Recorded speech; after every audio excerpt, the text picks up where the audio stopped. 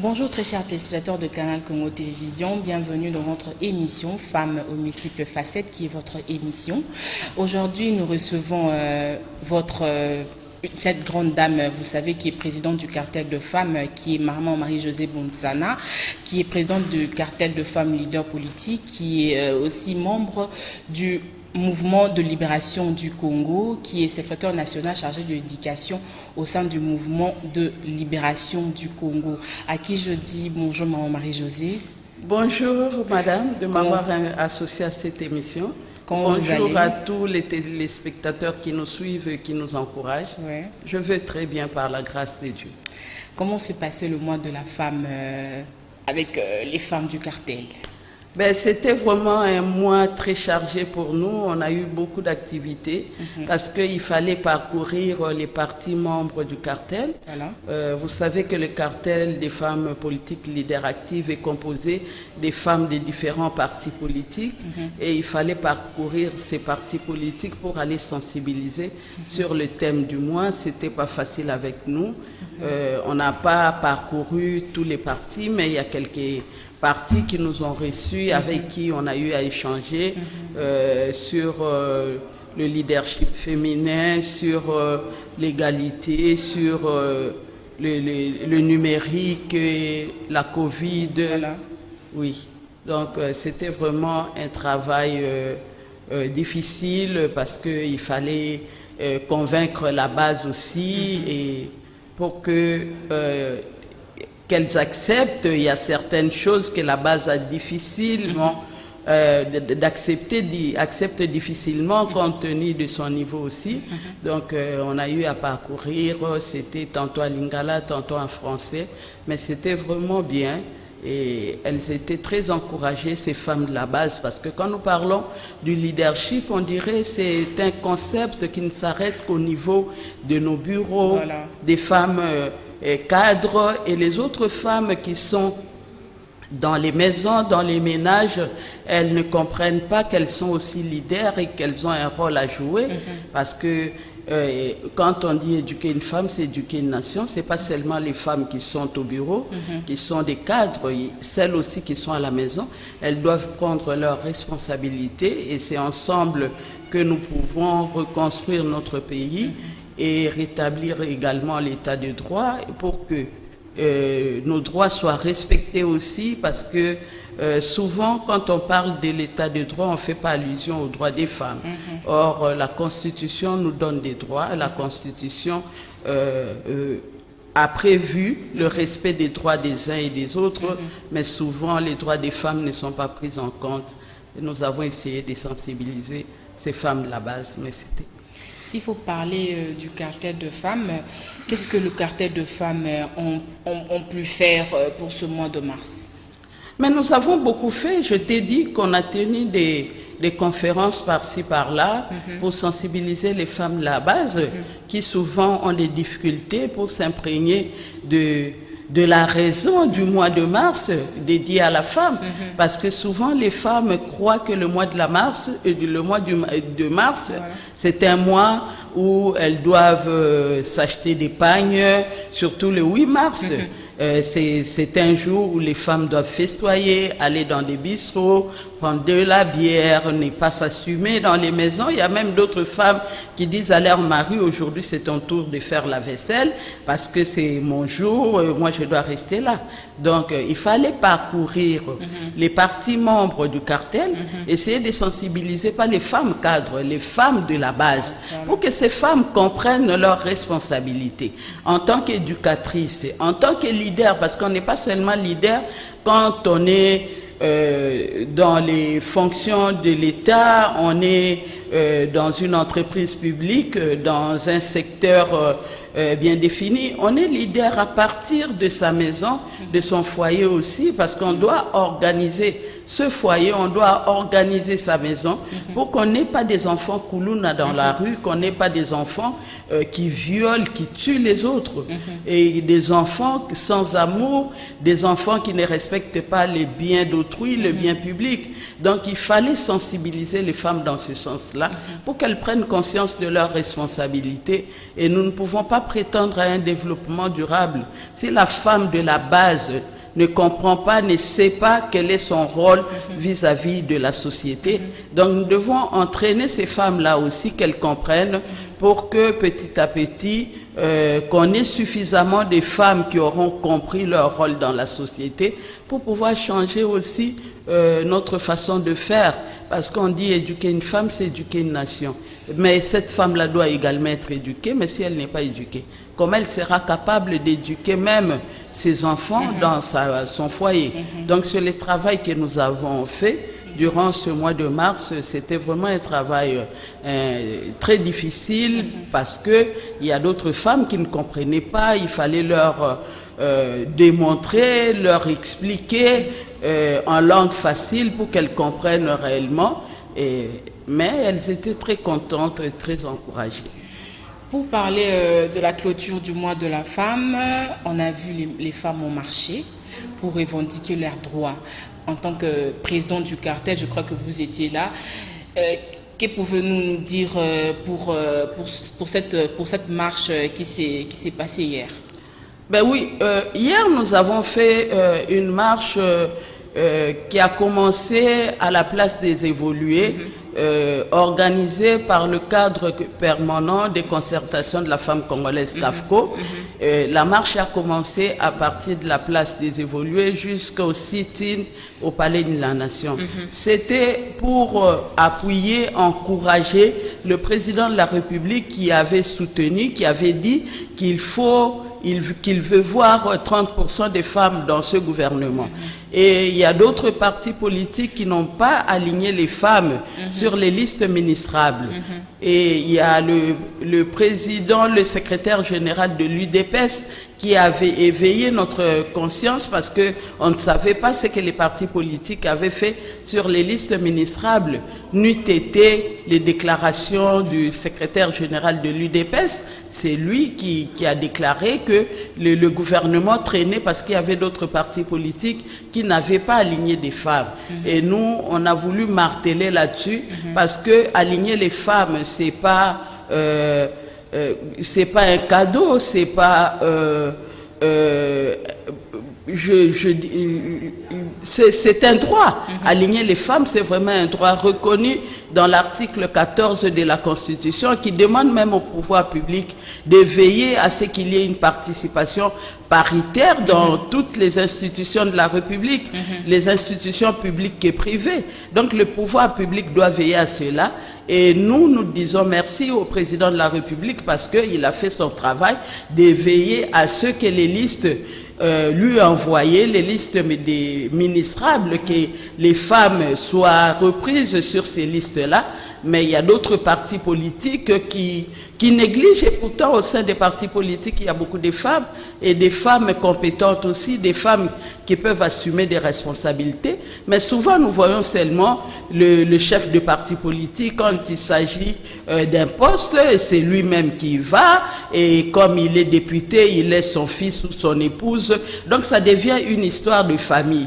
C'est pour cela que nous avons marché hier avec notre mémo que nous avons déposé à la présidence, parce que nous étions reçus par le directeur du cabinet du chef de l'État, c'est lui qui nous a reçus, à qui nous avons remis notre mémo, et lui nous avait promis que le président allait recevoir notre document le même jour. Donc nous comptons sur ça, et nous avons dit, tant qu'il n'y aura pas des femmes, même s'il y a un poste ministériel attribué à un parti politique, il faut qu'il y ait la discrimination positive, et que ce poste ministériel-là puisse revenir à une femme. Au sein des partis politiques, il y a des femmes.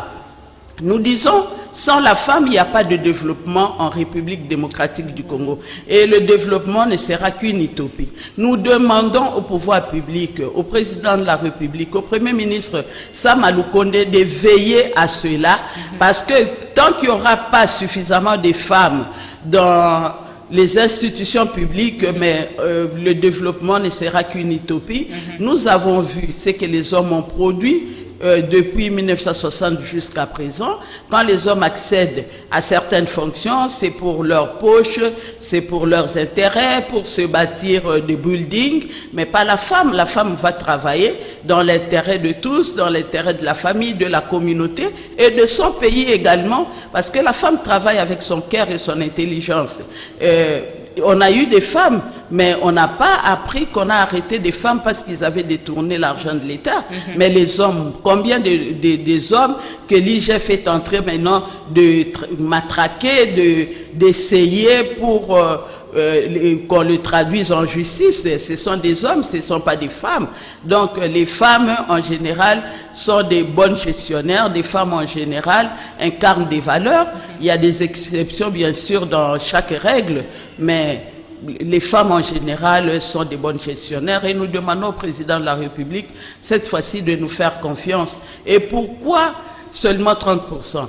On peut aussi essayer avec les 50%. Les femmes sont là, elles sont intelligentes, elles sont capables aussi de mieux gérer la chose publique pour que le pays avance aussi.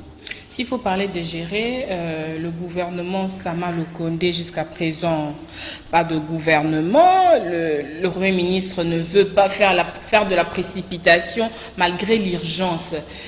Quel est votre avis dans tout ça?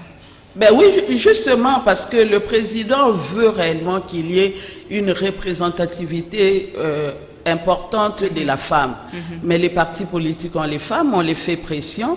Je crois que d'ici là, ben, les choses seront réglées et qu'il y aura suffisamment de femmes sur les listes pour qu'on avance, parce qu'on ne peut pas bloquer toute la République à cause de quelques présidents des partis politiques qui utilisent les femmes comme leur marchepied. Mais quand il s'agit de partage de postes, de partage du pouvoir, ces femmes sont relayées au second plan. Donc c'est ce que nous dénonçons et nous demandons au président de la République de faire ce qui est à son niveau et d'avancer avec ceux qui veulent avancer avec lui aussi, parce qu'on ne peut pas s'attarder aux personnes qui veulent nous maintenir dans le statu quo. Il faut avancer avec des personnes de bonne volonté qui veulent réellement faire avancer les choses. Ce sont des personnes-là qui ont aligné les femmes sur leur liste électorale.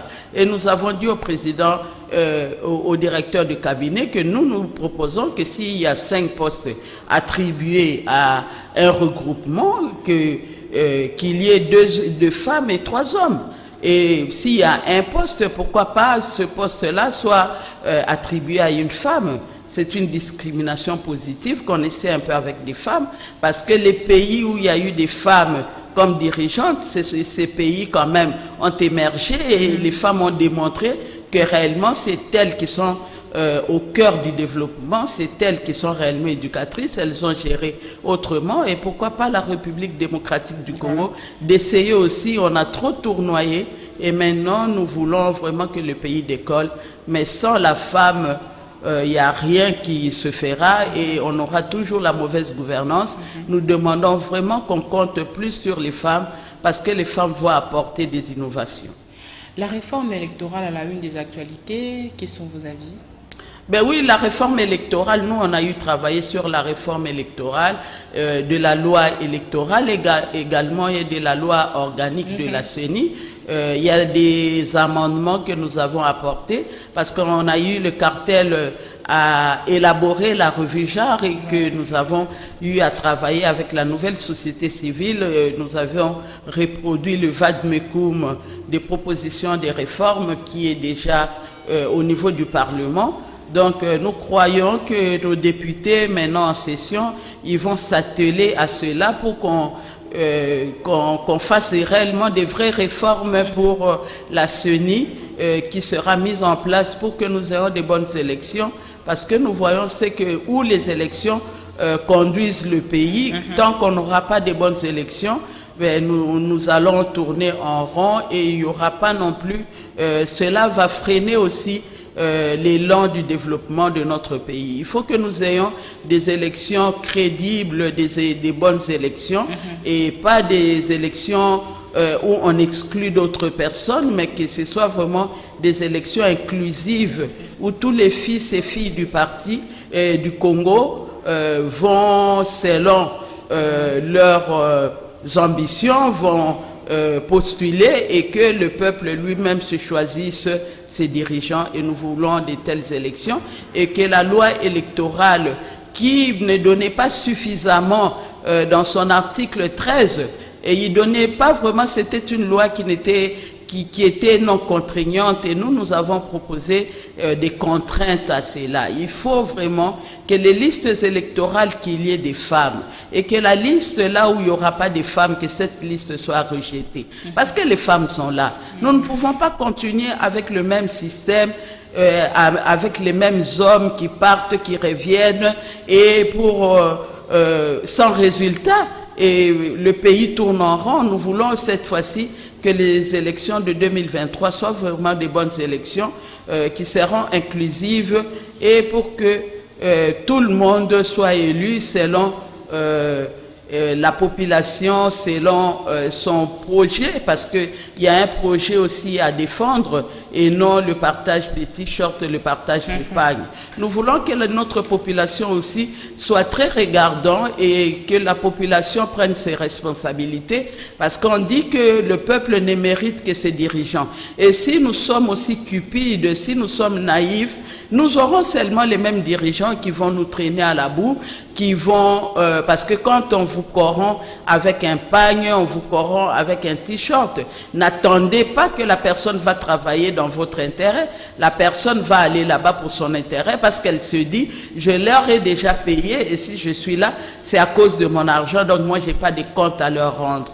C'est pour cela que nous interpellons vraiment le peuple congolais et la population qui nous suit régulièrement, de pouvoir transmettre aussi ce message à la base pour que nous soyons vraiment très regardants, ne pas se choisir des dirigeants à cause des t-shirts et des polos. D'ailleurs, nous avons proposé que cela, des personnes qui vont faire comme par le passé, que ces personnes soient traduites en justice et qu'on ne permette pas qu'il y ait des cadeaux pendant la campagne électorale. Il faut défendre le projet de société et à partir de ce projet, que la population va vous élire et après vous allez rendre compte.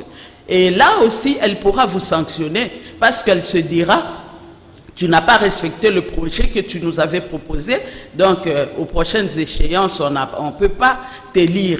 Et également aussi qu'on veille à ce qu'il y ait aussi des suppléants, pas les membres de famille. Il faut les partis, dans chaque parti, dans chaque regroupement, il y a des personnes qui sont là, des personnes très actives. Peut-être elles n'ont pas encore des moyens, soit l'ambition d'être des candidats, mais elles sont là, des suppléants, et que les partis politiques imposent les suppléants. Et quand il y a suppléants, il faut que les suppléants hommes-femmes. On a toujours deux suppléants, que le premier soit une femme, le second un homme, ou soit vice-versa, qu'on ait des suppléants comme ça. Et qu'on n'ait pas des suppléants membres de famille. Parce qu'on ne peut pas faire un parlement familial, on ne peut pas faire des institutions familiales. Donc, il faut vraiment que le pouvoir public, qu'on veille à cela, que les députés veillent et que ces amendements-là soient votés au niveau du Parlement. Et pour qu'on n'ait pas des parlements, des institutions, des lois taillées sur mesure, parce qu'eux, ils sont là, ils vont tailler des lois sur leur mesure, parce que ces lois vont leur profiter. Or, on ne peut pas tailler des lois sur mesure des individus. Les individus passent, mais les institutions restent. Nous devons faire les choses par rapport à l'intérêt de notre nation et pour faire avancer les choses en République démocratique du Congo. C'est tout ce que nous demandons à ces députés et nous avons fait notre travail de proposer et nos propositions sont déjà dans le Vadmekum qu'on a eu à travailler avec la nouvelle société civile, que la nouvelle société civile a déjà déposé au Parlement. Ben, nous allons voir ce que cela va produire. Maman Marie-Josée, nous avons vu l'UNC rappeler son rôle dans le combat pour l'alternance et demande que cela soit pris en compte dans la formation du gouvernement. Qu'en dites-vous? Ben, moi, je dis, bon, chacun est libre d'exprimer ses opinions, mais quand on parle de l'alternance, cela ne concerne pas un seul parti UNC, il y a des personnes qui ont payé un lourd tribut de leur sang, comme les Rossi Chimanga, comme les Kapangala, comme les Luc Nkulula. Donc il y a beaucoup de gens qui, même les militants de l'UDPS aussi, ont été tués dans leur siège là-bas.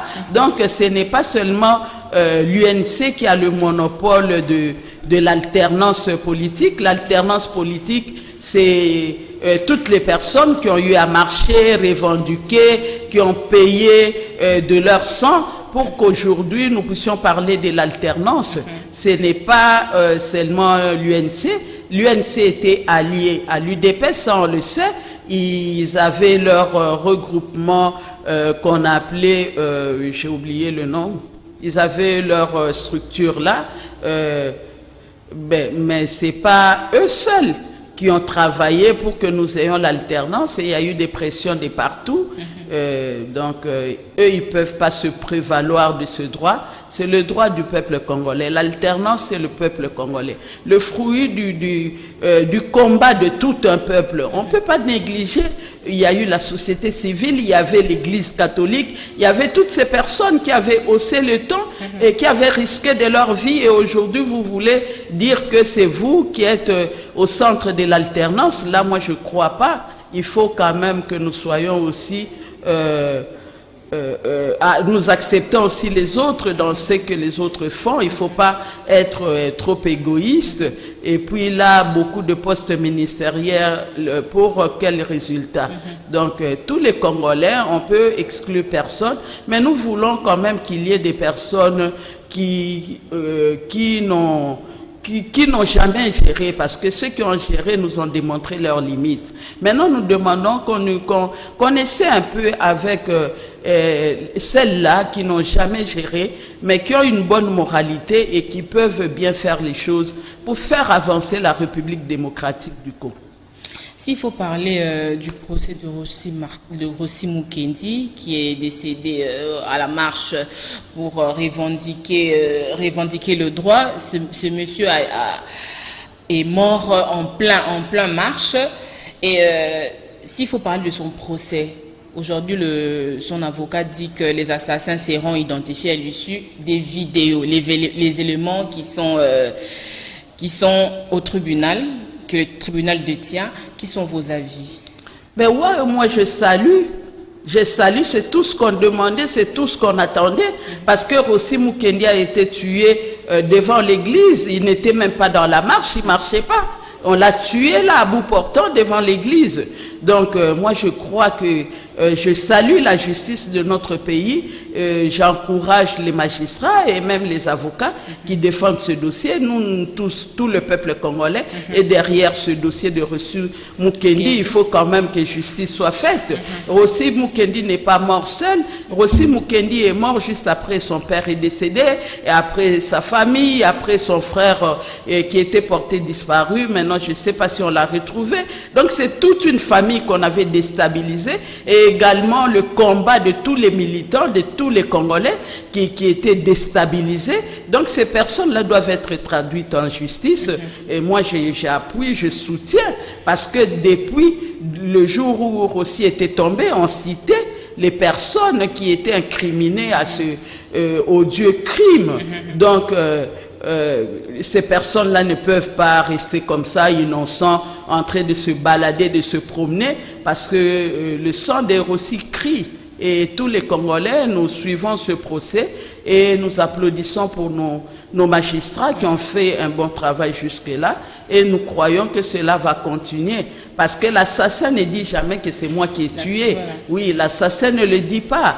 Eux, ils croyaient que ça allait continuer comme ça, un État où l'injustice, un État où les bandits, les assassins pouvaient faire tout ce qu'ils voulaient. Mais non, c'est le président de la République prône un État de droit, et les magistrats sont conscients aussi de leurs responsabilités. On ne peut pas laisser les bandits de la République comme ça, tuer à bout portant. Quand ils veulent, ils ont droit à la vie des autres. Non, la vie humaine est sacrée, donc on doit respecter la vie humaine. Donc ces personnes, franchement, moi je suis pour ce procès, et nous attendons la fin du procès, que réellement les commanditaires de ces odieux assassinats puissent vraiment subir la force de la loi. S'il faut parler du décès de Honoré Ngwanda, est-ce que sa mort constitue une perte énorme pour la République démocratique du Congo? Oui, nous ne devons pas oublier, chaque personne a ses défauts aussi. On a tous nos faiblesses et nos forces également. Moi, je dis que Honoré Ngwanda, c'est toute une bibliothèque parce qu'il a travaillé avec le maréchal Mobutu longtemps dans le service de la sécurité. Donc, c'est vraiment une bibliothèque qui est partie. C'est une personne ressource sur qui on pouvait de temps en temps recourir pour certaines informations. C'est quelqu'un qui avait la maîtrise de la matière de sécurité et paix à son âme. Et nous profitons de l'occasion pour présenter nos condoléances à toute sa famille biologique aussi et à sa famille politique, aux personnes, aux membres de son parti à Pareco. Nous leur présentons nos condoléances. Nous leur demandons seulement de continuer le combat. C'est comme ça qu'ils vont immortaliser la mémoire de M. Ngwanda, de continuer son combat. Sinon, c'est triste. Les fils du pays tombent comme ça, mais paix à son âme, c'est Dieu seul qui sait, parce que la parole de Dieu nous dit Dieu donne et Dieu reçoit, c'est à lui soit la gloire. En mémoire de Henri Thomas Lokondo, la future loi électorale sera baptisée loi Lokondo. Votre réaction? Oui, vraiment, je salue cette initiative. C'est vraiment une belle initiative parce que nous n'ignorons pas le combat de Thomas Lokondo. Même quand il était au PPRD, on ne sentait pas. Thomas Lokondo, c'est quelqu'un, un modèle. C'est vraiment une personne, une perte pour la République. C'est une grande perte. C'est une personne que nous devons immortaliser sa mémoire. Et moi, je salue cette proposition, que la loi porte le nom de Thomas Lokondo, mais c'est une bonne chose, c'est une manière de l'immortaliser aussi, de lui rendre des hommages dignes de son rang, paix à son âme, et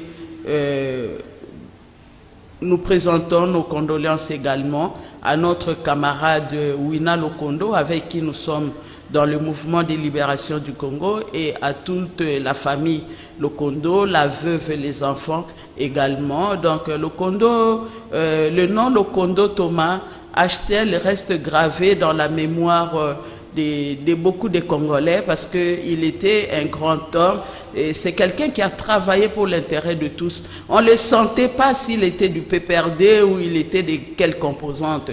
Lokondo était au milieu et il travaillait rien que pour la République, pour l'intérêt de la nation et non pour les intérêts partisans. Donc paix à son âme, c'est vraiment une perte énorme pour la République. Nous arrivons sûrement vers la fin de cette émission. Pour finir, John Numbi serait en fuite au Zambie. Quelles sont vos réactions? On dit, quand vous semez le vent, vous récoltez la tempête. Le monde entier, bien sûr, on nous dit que le monde est sous l'emprise du malin, mais le monde appartient à un Dieu. Il y a un Dieu qui gouverne sur tout, sur les nations, sur les peuples également. Et il y a un Dieu qui fait justice aussi aux opprimés. Quand on sème le vent, on récolte la tempête. On ne peut pas espérer s'aimer le vent et récolter la paix. Donc, ce sont les conséquences de ces actes. Souvent, ce que les autres oublient quand ils sont aux commandes, ils se croient qu'ils sont supérieurs, qu'ils sont des super-hommes, qu'ils sont même au-dessus des lois, ils sont même au-dessus des dieux. Parce que même si la loi vous protège, mais il y a un Dieu juste. Il y a un Dieu qui va rendre compte. C'est ce que souvent nous oublions. Quand nous accédons à des responsabilités, on oublie que ce que je suis en train de faire, même si les hommes ne me voient pas, mais Dieu me voit. Et Dieu, tôt ou tard, va me le rendre. Donc, mais pourquoi il doit fuir? Pourquoi il doit fuir? Lui, il a permis, il a ordonné que Chebeya soit tué de la manière la plus crapuleuse. La façon dont on a tué Chebeya, c'est vraiment inhumain. C'est inhumain comment quelqu'un peut demander à à ces militaires d'étrangler quelqu'un, on te met sous un sachet et tu vois vraiment comment tu es étouffé, comment tu veux mourir, comment... C'est quand même... je ne sais pas comment qualifier cela. Donc ce sont des personnes sans cœur. Et moi, pourquoi lui il doit fouiller? Il doit revenir, même s'il fouille. On va le rattraper parce qu'il a posé des actes qui ne resteront pas impunis. Si la justice ne te punit pas, si les hommes ne te punissent pas, mais il y a un Dieu qui va rendre compte. Et Dieu, le sang de Chebeya, ces enfants crient aujourd'hui, ils sont malheureux, ils sont restés sans père. Et pourtant, leur papa ne faisait que défendre les autres. Il ne défendait même pas sa famille. Il ne défendait même pas ses intérêts. Lui, il portait la voix des sans-voix. Donc, il travaillait seulement pour les autres. Donc, maintenant, il est tombé et eux, ils croient que ces criminels-là vont rester comme ça, libres toute leur vie. Non, ça va les rattraper. Ils vont payer les conséquences de leurs actes, même si on fouille. On fouille les hommes, mais on ne fouille pas Dieu. Dieu est partout, Dieu vous voit et Dieu sait comment vous faire revenir et pour que vous payiez de ce que vous avez fait pour les autres aussi. Parce que les crimes ne peuvent pas rester comme ça en République démocratique du Congo, laisser les criminels se promener et pendant que les innocents pleurent, les victimes pleurent et eux maintenant ils roulent carrosse, ils sont libres. Non, non, ça ne peut pas rester comme ça. Donc ça doit les rattraper parce qu'ils ont semé le vent, ils doivent récolter la tempête. C'est tout ce que je demande à lui. Lui, il s'est senti fort, qu'il revienne pour nous prouver que réellement c'est un homme fort. Pourquoi il fuit la justice? Il fallait se présenter et prouver ses moyens de défense qu'on est innocent. Mais quand tu fouilles comme ça, c'est que tu te reproches de quelque chose parce que si on est innocent, si la justice vous convoque, vous allez vous présenter et vous allez produire vos moyens de défense. Vous n'avez pas à fuir. Fuir, c'est que on sait qu'on a commis des actes, qu'on n'est pas innocent. Et bien, il y a la justice de Dieu aussi qui va continuer son travail. Nous laissons Dieu faire ce qu'il a prévu pour ce genre de personnes et nous allons voir le résultat. Nous sommes arrivés à la fin de cette émission. Madame Marie-Josée Bountsana, votre mot de la fin? Ben, le mot de la fin, c'est aux femmes congolaises. Je dis, nous revendiquons nos droits. Nous disons que les présidents des partis politiques doivent nous prendre les femmes en compte, mais soyons aussi actifs au sein de nos partis politiques. Prouvons aussi aux hommes de quoi nous sommes capables et ayons des comportements qui vont rassurer aussi ces hommes-là pour que nous soyons pris en compte dans la composition, pas seulement du gouvernement. Il y a même beaucoup de choses dans la diplomatie, dans les entreprises publiques, que cela pris en compte, mais cela dépend aussi de nous-mêmes, la manière dont nous travaillons au sein de nos partis politiques.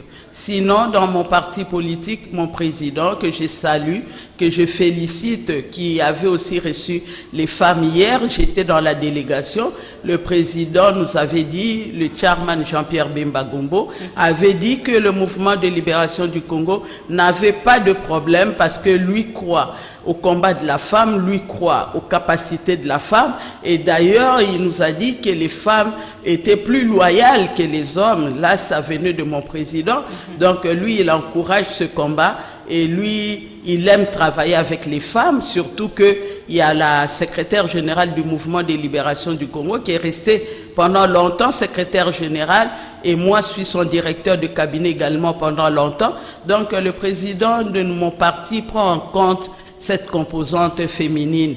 Mais nous interpellons les autres membres, les autres femmes qui sont dans les partis politiques et même de la société civile d'adhérer dans les partis politiques parce que c'est là qu'on désigne, qu'on délègue les animateurs des institutions et que soyons aussi actives, soyons aussi très engagés et soyons loyaux également.